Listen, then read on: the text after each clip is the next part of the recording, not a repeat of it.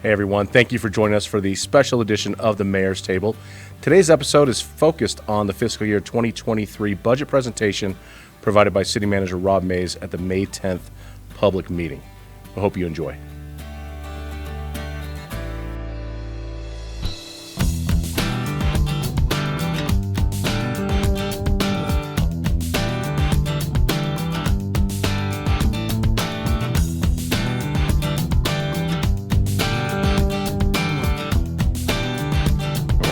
Moving on, City Manager business. Mr. Mays. Mr. Mayor, with your indulgence, I'll turn my back and make this presentation to the camera and to the audience. Yes, sir. Thank you. Thank you, sir.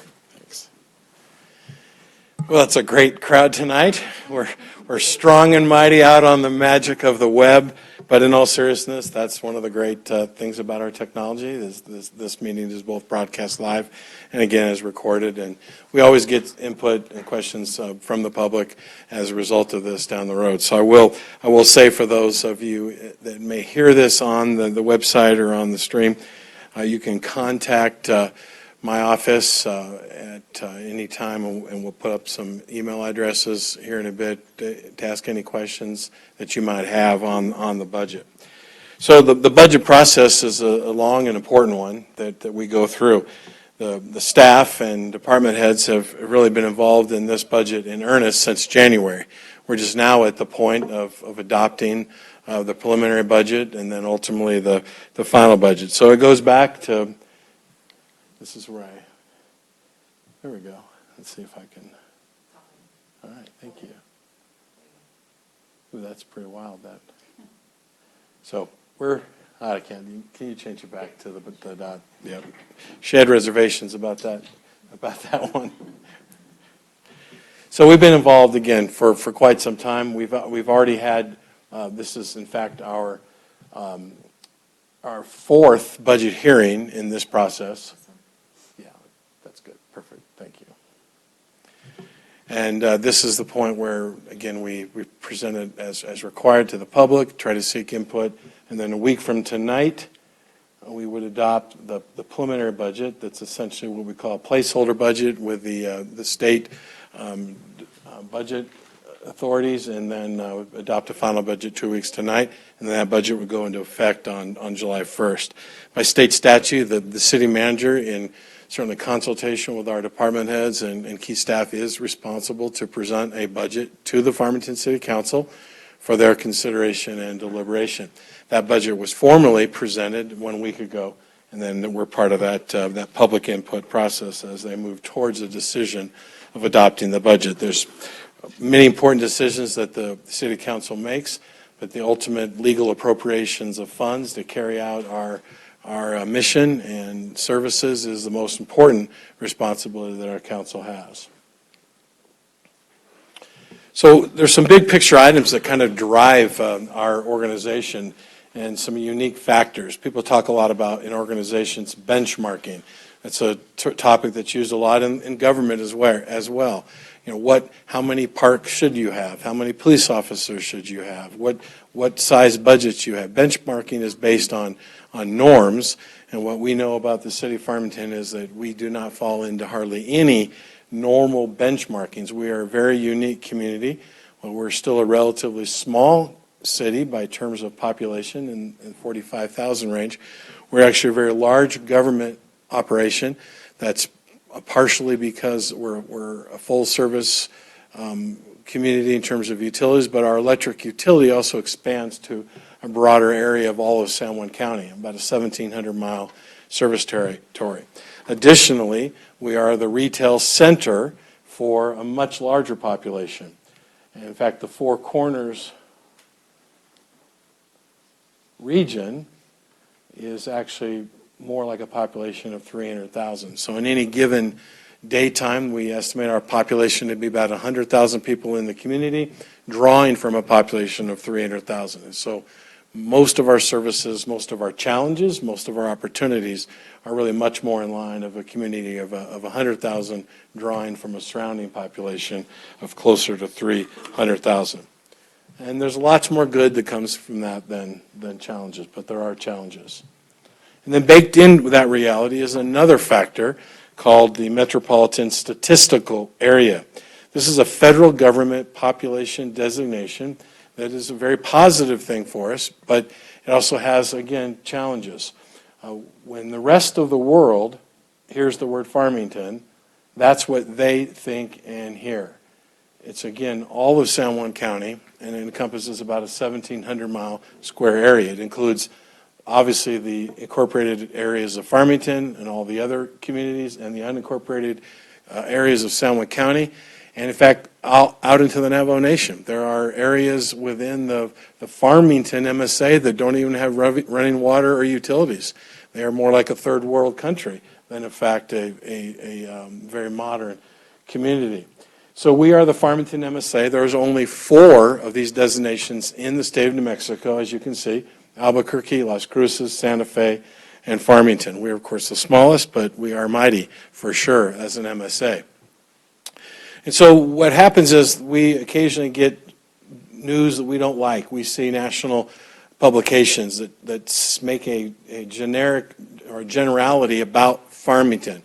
Farmington, trailer capital of the world. Farmington, low literacy label. Farmington, the worst place in America to raise kids. These are some of these articles that we have seen. We've also seen some great ones as well. But the negative ones are not categorizing the city of Farmington proper or any rational analysis of what it's like to live in Farmington or Aztec or Bloomfield or even the unincorporated counties. Like, for example, the one that came out a couple of years ago that we really got a lot of excitement in our community of defensiveness about it, because we all know we're a great place to raise children. Well, that was specifically measuring high school graduations and distance to recreational facilities. Well, of all the things that we know Farmington is excessive about, it's our access to recreational facilities. But there are hundreds of square miles out on the Navajo Reservation that there aren't even utilities, let alone access to recreational facilities. So they take all that data, throw it into one pot, and call that Farmington. So it's very misleading, very misleading. The good side of it is when national retail chains and other businesses look at us for the potential for relocating here, this draws their attention that we're more than just a small city of 45,000. And it opens the door for a broader understanding of the previous slide that there really is opportunities here economically, drawing from 300,000 people. But that's the Farmington MSA, the good, bad, and the ugly that goes with it. Mostly good. It's just important to understand. This is a 40-year snapshot of the economic viability of Farmington as it pertains to gross receipts taxes, which are a pretty good data point to understand the overall picture of everything from employment numbers to all kinds of factors. It really shows up and reflects in the gross receipts tax. It's also very accurate data. So when we get reports from the state, it's only 60 days old, so it's a fresh picture of what's happening. But here's a 40-year picture that we just show as a context that goes back all the way here, you see, and moves up. And pretty much you have a pretty solid high trajectory all the way up to 2008. Then we lost about 18% of our revenue in 1 year. And we've kind of been climbing back since then. But as you can see, overall, we've continued to see a pretty solid trajectory, especially starting right about in here. And I'm going to blow this section up in the next slide to kind of tell a story of where we're at. So this is the Farmington gross receipts taxes and what we call our general government funds. So the funds funded by gross receipts taxes that fund most of the services that we are accustomed to. So this kind of tells that picture going back to 2009, which for up until just about last year was the high point of revenue for the city of Farmington. So the Great Recession, and we fought our way back. But right here is a critical point. So while this, in a sense, is a story of austerity and challenges, because we just barely have caught back up to 2009 until this last year, in addition to that, we just hit that line, but by the cost of inflation, we would need to be all the way up here at $82 million a year in gross receipts taxes in order to equal the very same revenue that we had back in 2009, or close to it. So we're just now hit that point. So if you look back over the last 15 years, the reality of the matter is our revenue is just now, this year, caught up or about 10% above 2009, but our costs have increased 33% in terms of, or 44% in terms of the inflationary factors. So we have just about the same dollars, but each of those dollars has less spending power. So it has been a story of austerity, but it's also been a story of courage of elected officials who did what they needed to do to keep our community viable. Certainly of good management, good department heads, good employees, efficiency, the adoption of a lot of technology that made us more efficient, moved out waste. We really pride ourselves on where relevant, we try to operate ourselves much more like a private sector business than a government bureaucracy where we can. But this is an important point. Back here in 2009. So this is the first, so the tax increment stayed the same until 2015. In 2015, the City Council did impose some new GRT increments that you see in this green line. Had the new taxes not been imposed, if it had been left apples to apples to what it was in 2009, we would be down here. Even today, we would be 10% below in actual dollars where we were in 2009, with, in fact, 33% less spending power. And so clearly this community would not look anything like it does today had our leaders not had the courage to impose those new tax increments to help manage the changes in the tax base, but more importantly, this reality of inflation. And these numbers don't really include in any meaningful way the hyperinflation that we've seen here in the last 6 months to a year. So this is a pretty constant normal there that we've seen.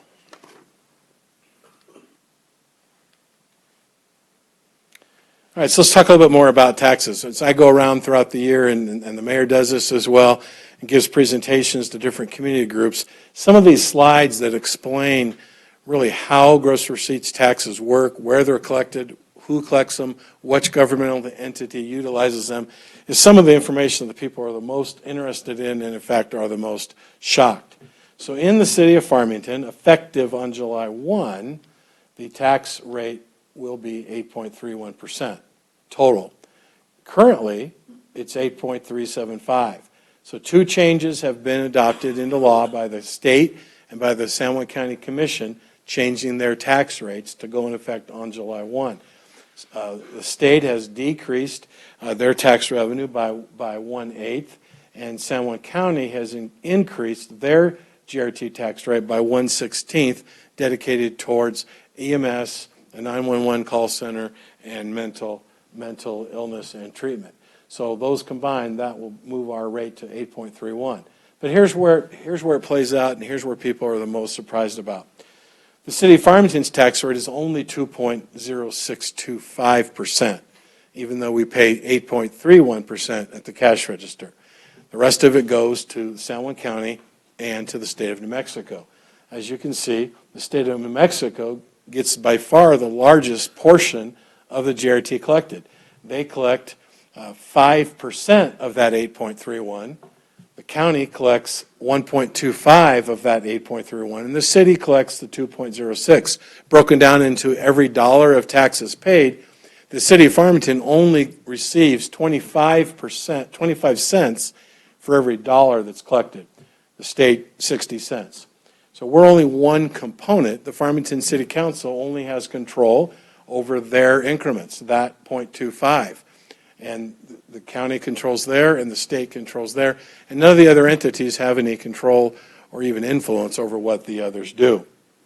But we do try to point out that while the overall tax rate of Farmington, stacked with the county, stacked with the state, is approaching what would be considered relatively high in that 8.31% rate, we're an incredibly great value community when it comes to property tax. So we just kind of illustrate that for you here with this slide. If a typical person spent $25,000 of their income on taxes, you combine that with a low property tax. So the average home in Farmington only pays $1,590 in property tax. That same house in Albuquerque pays $2,800. So while Albuquerque has a lower GRT rate than Farmington, we have a substantially lower property tax than Albuquerque. So you net those two together, and you see that the overall taxes are in the neighborhood of 25% lower, or over $1,000 on an annualized basis, less than Albuquerque. The point of that is simply to illustrate that GRT is only one component of taxation. It's one that we tend to focus on and be aware of, but when you add in the other components. So that's to my point here. The overall tax rate, we use Albuquerque as an example. There's very low, down at 1.56, while Farmington's is right in the middle at 2.06. You plug in that property tax benefit, and this is still a very good value community with low taxes. But this illustrates those comps. I just talked about Albuquerque. You can see where Farmington is, and compared to, we're much lower than some, Durango, Ruidoso, et cetera. A little lower, the same as Aztec, a little higher than Bloomfield, and on down they go. Each community has its own story, its own set of facts, and frankly, the playing field isn't level. The state applies different rules to us as a community over 10,000. They apply a different set of rules to us than they do communities less than 10,000. Thereby, the state gives more tax money through the hold harmless back to the small communities. So the larger communities are at a disadvantage and have to sometimes raise their rates to maintain the same amount. So here you see the stacking effect. So the county comes in, they stack their 1.25 on top of ours. Again, San Juan County's close to the middle, still relatively low in comparison, but much higher than some. And then you stack them all together. The state's 5%, the county's 1.25, and the city's 2.06. And there you see the total rate, how it ranks. So Farmington's kind of right in the middle. But again, we do like to point out you have to look at property tax as well and consider the whole picture. Another thing to consider, the whole picture, is not just GRT and property tax, it's tax base. So within the tax base, we have elements that are taxable and elements that are tax-free. In the state of New Mexico, the state legislature makes this selection for us. And so of all the things that we could pay gross receipts taxes on, the fact of the matter is that 64% are tax-free. They are exempted from gross receipts taxes. So based on a U.S. Bureau of Labor Statistics and how people spend their money, these are some major categories. And in these categories are averages of what people spend and what our tax rate is. So on 47% from housing to education, food, medicine, combine these two broad categories, 64% of what we spend our money on, we pay zero gross receipts tax. That thereby drives 36% of that base has to drive the entire tax revenue. So as the legislature, through special interests, exempts the tax base and makes things zero, it raises the rate on what's left in the tax rate. So again, it doesn't tell the whole story. You could, in theory, have a much broader tax base, a much lower tax rate, and the revenues would be the same.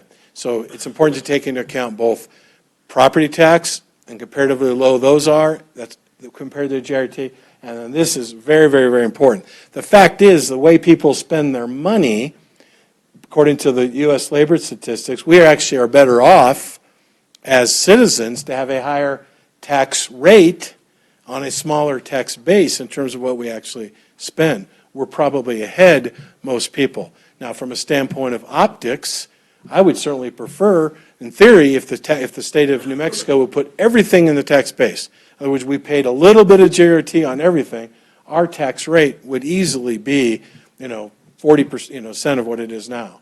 So we would have tax rates down in the 3% numbers instead of up in the 8% numbers. But we would pay it on everything.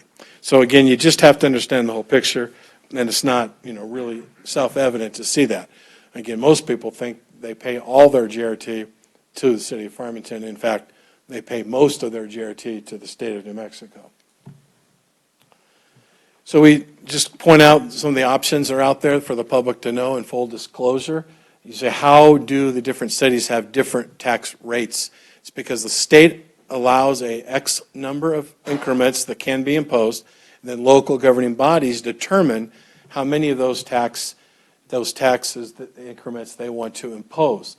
City of Farmington, in spite of having to raise taxes some over the last 10 years, has been very, very conservative still. So in spite of the small tax base, we pay tax only on 37%. Our tax rate, there are still, keep pushing the wrong button, there are still, we've imposed 2.625%.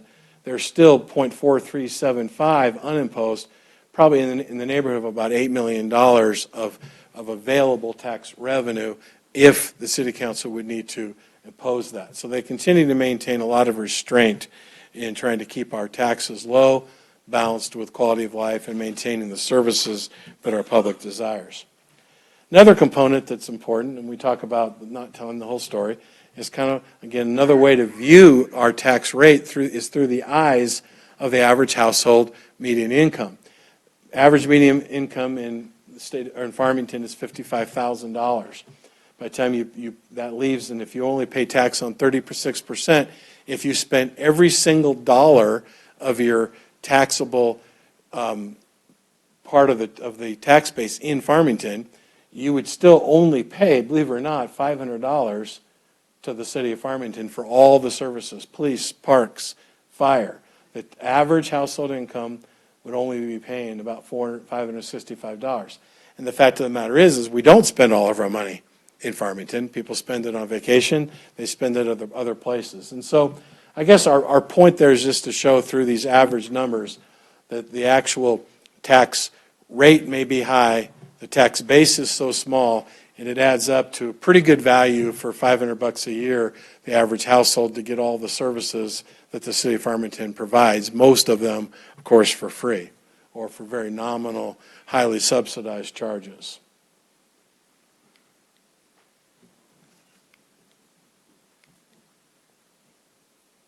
This is a snapshot of, again, those increments. So various tax increments are imposed with certain limitations in terms of accountability to the public. As taxes are imposed, the City Council warrants to the public what those taxes will be spent on. And so across the top, you see of all of our tax increments, you see what each one is dedicated to and what each one goes to. So, and some of them are restricted. So 1.2, let's see what's the best one to show this at.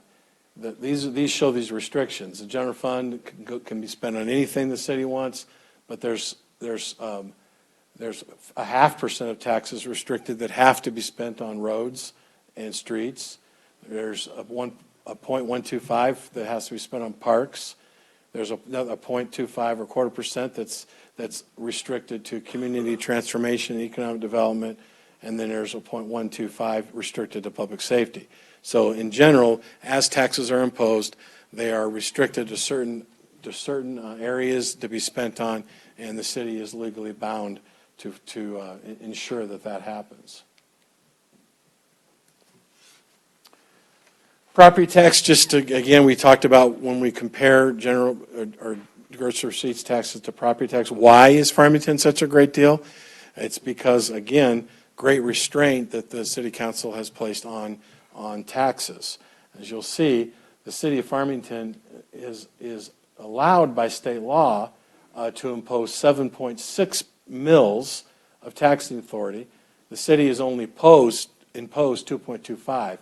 Still leaving 2/3 of it, 5.4 mils, are still unimposed that the city would have the authority to impose, and each one of those is worth a little over $1 million.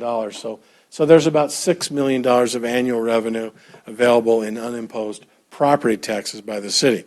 Many communities, school districts, colleges have a much higher property tax rate than we do, and they put those into bond levies. You'll see a vote come up every 3 to 5 years where the communities reinstate a bond or a tax mill in order to do specific capital projects in a community. The city of Farmington has not done that at this point, and nor has any plans to do so in terms of on the books. But property tax, again, may illustrate that, where does it go? Because ours are so low, the property tax is almost, it's only a little over $2 million of all the city's revenue. So you see where for every dollar of tax that's paid by a citizen of Farmington, you see where it goes. The vast majority goes to education. So for every dollar paid, 41 cents goes to Farmington schools because they've imposed that level of tax levy. 17 cents of every dollar goes to San Juan College. 29 cents goes to San Juan County. The state takes about 6 cents. And you see Farmington, 6 cents. So every dollar we pay, people like to complain about their property taxes a lot. And in essence, property taxes don't go to Farmington. It's almost an irrelevant factor in Farmington's revenue. But most of it goes to education. So you see the dollar amounts. If you take the average house in Farmington, that's probably up a bit, but on a $200,000 basis of taxable value, the total property tax paid is $1,590. That's that number I compared you to Albuquerque, which is $2,800 in Albuquerque. It's only $1,590 in Farmington, but here's where it goes. So 654 of that 1,500 goes to the schools, 469 to San Juan County, 277 to San Juan College, and then you see it, $99. So on the average $200,000 house in Farmington, only that citizen only pays $99 in property tax. So around $500 in GRT is stretching it, and less than $100 in property tax. Once again, that's to fund all the services that we utilize, from public safety to library to our parks facilities, all those, and most of them are free of charge. Our roads, our streets, all of those. So we're proud of that, because the facts are very different than most people's misconceptions about government. Most people are frustrated by government. We get that, and as am I in many cases. And people tend to lump us all together, the federal government, the state government, and local government. And we, in fact, have incontrovertible proof in how we manage finances that we don't operate that way. We don't waste money. We operate on very, very tight margins and provide an incredible level of quality service to our community given these margins. But again, most people think all their money goes to the city, not recognizing that the vast majority goes either to education or to the state of New Mexico. This gives you an overall picture in terms of presenting our budget. We are presenting a $301 million total budget in this year for FY23. Up at the top is the most telling of what most people are interested in. These would be the GRT, what we call general government funds. So we break the entire budget down into, as you can see, all these fund numbers. Each one has a different purpose, a different restriction, a different source. But these are tax revenues, and these go to the common city-sponsored tax services, as we've mentioned before. Public safety, parks, recreation, library, all streets, roads. And then there's another tax, the CTED, Community Transformation Economic Development. That's the 204. That's another $2 million. That in this budget for expenditures, that's the GRT. All these others are outside of GRT. They're different funds. Some of them are grants. Some of them are, for example, our utility accounts are paid by people paying the ratepayers, water, wastewater, sanitation, et cetera, and of course the electric enterprise being the largest at $108 million. But the total budget is $301 million that's being proposed this year for council's consideration and for a public comment. How does that compare? Remember I mentioned there's only 4 MSAs in the state of New Mexico, and so not surprisingly, the size of budgets going back to FY22, the last full year, so we have the comparable data to other entities. Our budget's down from about $322 million this year down to $301 this next year. But there's to see how we compare. Farmington is the fourth largest governmental entity outside of the universities in the state of New Mexico, much, much larger than other cities with larger populations. Our budget is much, much larger, obviously much bigger than San Juan County, Rio Rancho even, Hobbs, Farmington schools, et cetera. So that just kind of gives you a comparison. And again, a lot of that is because of the scope of our services, particularly the electric utility having such a large service territory. Couple last slides. Sources of revenue again for our general government. Again, these are the key funding mechanisms for the typical services that we would all recognize as the city government. The biggest one by far, again, gross receipts taxes.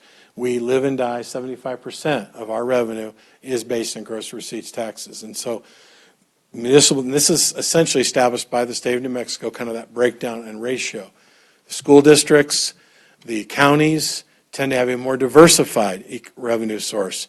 The municipalities tend to be very, very focused on gross receipts. In other words, what's happening in the economy, in the cash registers right now. So we are very impacted by ebb and flows of the economy, and from all sectors. So the largest is GRT, as you can see. Same chart kind of showing where do we spend our money. That kind of gives you an overall. The largest by far is public safety. Almost 50% of the budget is spent on police, fire, and courts. As you can see, there's police. Shockingly or surprisingly to most people, way outside of most benchmarking, we spend nearly 20% of our general government budget on parks and recreation and all the facilities that we have. This has been a long-standing, unusual commitment by the city of Farmington to make this a quality place to live in spite of being in a high desert. Public Works, that's all of our streets, it's 17%. I mentioned fire already, and then you can see 4% to library. And then you move down here, these are the internal support systems from human resources to, I mentioned court, IT, all the traditional programs. And so that's a breakdown of that general government of about $88 million. Just really quickly, one of the things that we do like to remind people of, and we're not only talking about the good value community with reasonable low tax rates, compared to others, we're high value, but our utilities, the Farmington Electric Utility, remains the lowest priced electric rates in the region by a long shot, as much as 40-some% less than La Plata, which is Durango. And so you can see, even with the increase at the 3-year increase that was recently adopted, Farmington still would remain the lowest, and these other utilities have increases planned as well during the next 3 years. So we just point that out. Utilities cost a lot. We're not suggesting that they're not a challenge for citizens, but in comparison to other places, having an electric utility owned by the community, owned by the citizens, not having to pay investors and stockholders and pay taxes, all really comes back to the community in terms of reliability and low price. Water's not quite as dramatic, but you can see, again, it's very expensive. Water is a very, very expensive commodity in the desert, but our rates, again, show well-run government, highly efficient organization. They're still higher than any of us like to pay, but as you can see, the average of these comparable cities, the average is right under $150 a month with water and wastewater, and Farmington is on average $54. So again, below average, not as low as some, but much, much lower than most of the comparables. And again, like anything, you have to dig a little deeper when you're making apples to apples. You could have one utility that has EPA violations in their water and wastewater processing plants and haven't raised rates in order to keep up with their infrastructure, so they might appear to have a low rate but a failing infrastructure. our rates are such, I can assure you, for the last 15 years, the city has been heavily invested in infrastructure, and the mayor and council have had the courage to put those rates in place to reinvest in that infrastructure. And so the rates are good, but that represents a really up-to-date infrastructure. The national infrastructure, utility, and road infrastructure in our nation is a D- in terms of just letting roads, streets, water lines go to deteriorate. Farmington is not in that case at all. And that pretty much wraps up where I'm going to focus on. I do want to point out, again, as far as accountability to the public, this is not something we want to ever take for granted. Our finance team and budget team continue to receive all 3 of the national awards for excellence in accounting and budgeting, and we've done so for many, many years. Teresa, how many years have we done all 3? It's a lot. Well, there's only 3. Yeah. So we're only one of 2 municipalities in the state of New Mexico that actually have received all 3 of these distinguished awards. And so, again, our finances, our community is in good hands. Our public should feel good about the value of the proposition of our taxes in our county, but they should feel very comfortable that we exercise the highest standards of ethics and accounting and accountability when it comes to managing our citizens' taxes. So for those of you that, again, may be seeing this on the video or in the future, this slideshow is posted on our website, right on the front where you can find it. And then I'm not going to go through each of them, but there are slides that follow that actually break down. I'll just show you a few of them. Every single department, every single division in the city is broken down with a variety of vital statistics and other elements that are of interest, budget comparisons year over year, vital statistics on employees and all kinds of information. And our entire budget book is also published on our website. Now, it's about that thick, and this we've narrowed down to some slides. But all the information that anyone could possibly want is available, and is available to you. And if you can't find it on the website, please call City Hall to the mayor's office or the manager's office, and we will get you any information or answer any questions that you have. With that, Mr. Mayor, that would conclude the public budget presentation. I guess I would want to ask if there was anyone in the audience that had any questions regarding any element of the budget presentation this evening. Thank you, Mr. Mays. Any questions, council or otherwise? Anybody in the audience this evening that would like to ask any questions? All right. Well done, Mr. Mays. We appreciate your work and the entire budget team and all the departments. It is a very intense process during the budget season, as we all know.